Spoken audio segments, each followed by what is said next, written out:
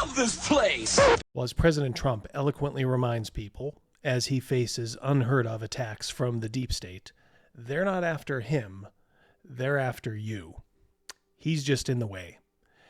The same phenomenon is going on with attacks on Gary Gygax and the other founders of D&D. They're sort of after them, but if you're a white guy who played in the 1970s, 80s, or 90s, they're really after you. Companies like Wizards of the Coast are spearheading this effort, but as we've talked about ad nauseum on this channel, they're not alone. Everything they've said about Gary Gygax being a sexist, misogynistic, racist, and whatever other ist and phobe they can think of, is most likely agreed to by the other Seattle area companies, almost unquestioningly. But as the owners of D&D, Wizards of the Coast is rightfully taking the blowback that has occurred in their attacks on Gary. Now, as we know, a tweet by Grums, aka video game legend Mark Kern, taking Wizards of the Coast to the woodshed for their disclaimer in the 50th anniversary book, led to Elon Musk's epic response. Elon even followed it up with a query asking how much Hasbro would cost, inferring that he is thinking of buying it. Please do. While that would be glorious, I'm not sure it's actually going to happen. But the fact that he's even talking about it is good to hear. Even him weighing in on this issue has shined a light on the communist rats infesting the RPG industry. We may be nearing a tipping point where the normal players, who aren't necessarily online all the time, start getting wind of the fact that shit like this is just plain dumb. Stay tuned later where I show you the antidote to this.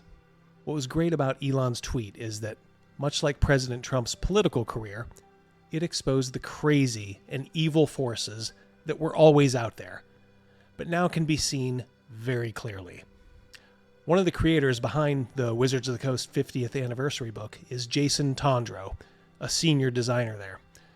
He sat for this interview before its release, where he told what Wizards kind of had up their sleeves. There are materials in original Dungeons & Dragons that would never pass our inclusivity reviews today.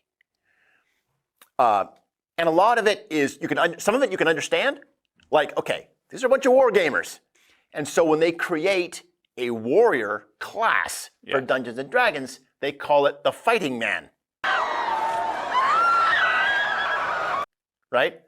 Because that's what they were used to, and they were all men, they were all white dudes from Lake Geneva and the Twin Cities. But that's just the tip of the iceberg, right? There's a lot of material in this book, and I won't go over all of it, but it would not pass our inclusivity reviews today. Well, we couldn't change it. We couldn't change it. We couldn't change it. It's history. What we can do is acknowledge it and show how far we've come. Because that's not D&D anymore. Right? D&D gets more diverse and has a larger audience every day. The more diverse the game becomes, the more people of different genders and ethnic backgrounds and faiths see themselves in the game. Then they go make their own versions of the game, and more players start to see themselves represented in the game.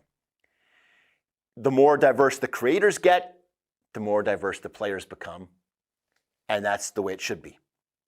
So this book is very interesting because I think it really highlights how far the audience has come.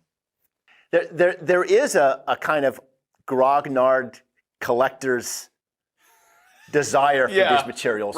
But as things heated up recently, in light of Mark Kern and Elon's tweets, the facade has dropped. And this is what Jason Tondro is saying now. Early in the book's development, the marketing team asked me what sort of critiques we should expect and prepare for. I and the editors agreed the problem was going to be from progressives and people from underrepresented groups who justly took offense at the language of OD&D. I didn't write the premise until late, and I wrote it to address these concerns. It never occurred to me I'd rouse the ire of the Grognards. It's obvious now that I look back on it, but I just don't take those critiques seriously even now. I consider those people not worth listening to, so I didn't anticipate their quote-unquote outrage. Now, it's hard to defend this as anything but pure, unadulterated loathing by them for the game's biggest fans, you. They like to lie and say that talking about Gary Gygax's supposed sins is a way to acknowledge the troubling nature of the past, so that it can be put in perspective for the future, which is nonsense, of course. What they're doing is straight out of Mao's Cultural Revolution, and has been practiced by authoritarians who despise the people they rule for time immemorial. Step one is always engaging in personal attacks. When you do this, you diminish everything they represent, even if it has no bearing on their work. And in this case, it didn't. People fell in love with the game all the way up to the 2020s with nary a thought of Gary's tweaking the nose of overzealous feminists in the 1970s.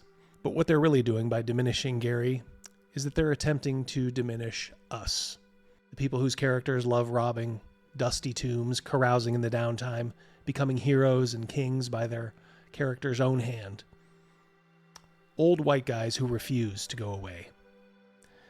We're still here, you sons of bitches, and we're not going anywhere. By making people take pause at anything old, which is represented by Gary Gygax, Dave Arneson, Rob Kuntz, and all the other geniuses behind this game, they promote the new. They represent the new.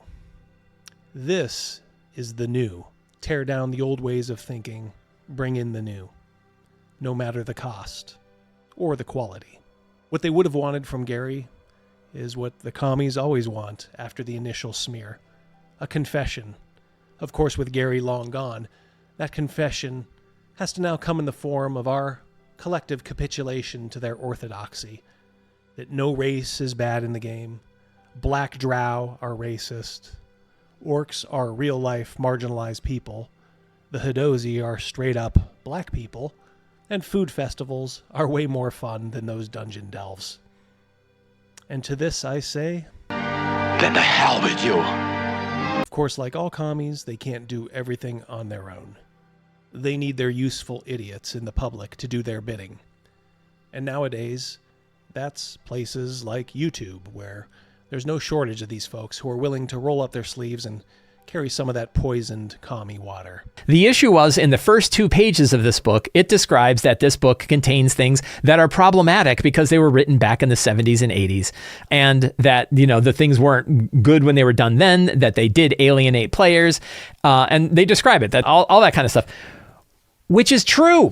It's all true. Also, by the way, though, even if you aren't bothered by that stuff, it's 2 pages out of a 576-page history book. It's not even 2 pages. It's like 5 paragraphs within those pages. And so where this led to was that, Wizards of the Coast is trashing D&D. You don't make a 576-page, $100 book to trash D&D. But the idea was, well, because they dared to say that, hey, there are elements of sexism and racism and misogyny and other aspects of this book that are troubling, that they are trashing D&D. And really, they took it as a personal attack of Gary Gygax.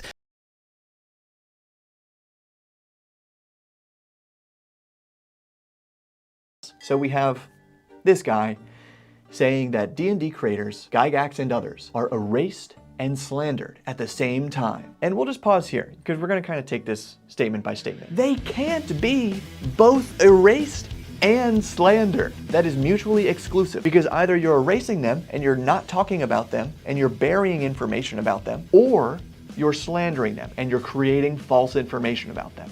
And hey, if you're defending the politics of personal destruction, why not help move a little product too? This is a really good book. You should buy this book. This is a good Christmas gift, but it's a really good book. $50 is an absolute steal. I especially love the making of Dungeons & Dragons, which has incredible stuff in it. It's just an amazing look into the minds and games that influenced 1974 D&D.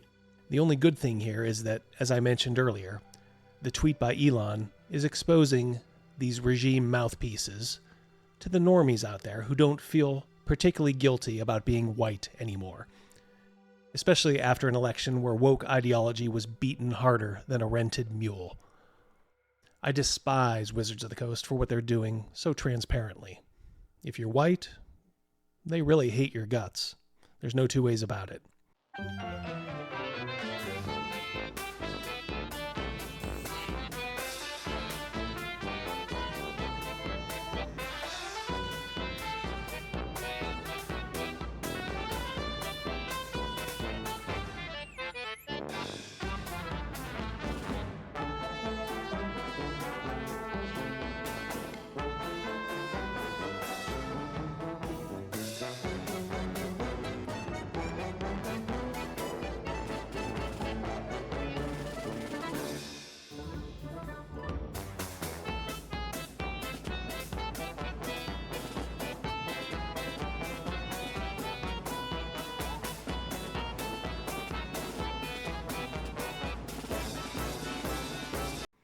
If you're a white guy over 40, they would prefer you had never been born.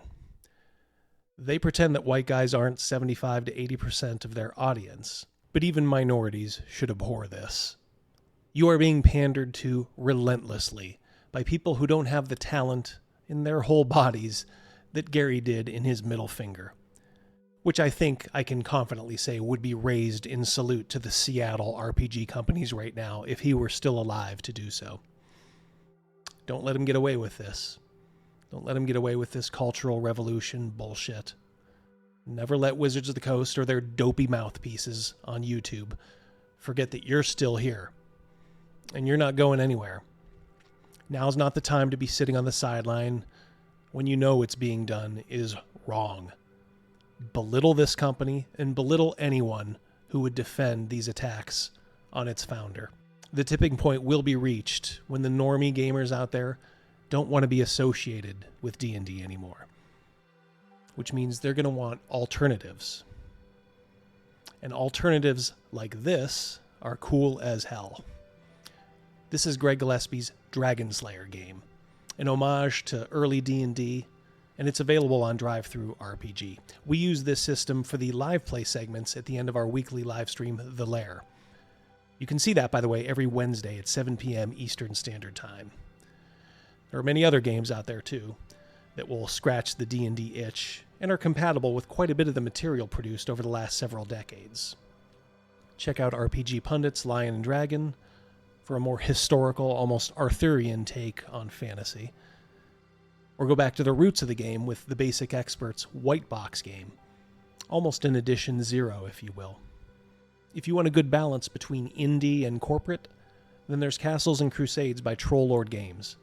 They are an explicitly apolitical company, and this game is very well supported, kind of a cross between 2nd and 3rd edition D&D. It's the one that we're currently running right now in my Birthright campaign. Well, that's all for today. If you like content like this, as well as straight gaming content, I don't always just cover culture war stuff, please subscribe. I would appreciate it. We'd love to have you in the fold, as they say. But you guys take care, and you have a great, great rest of your day. Peace.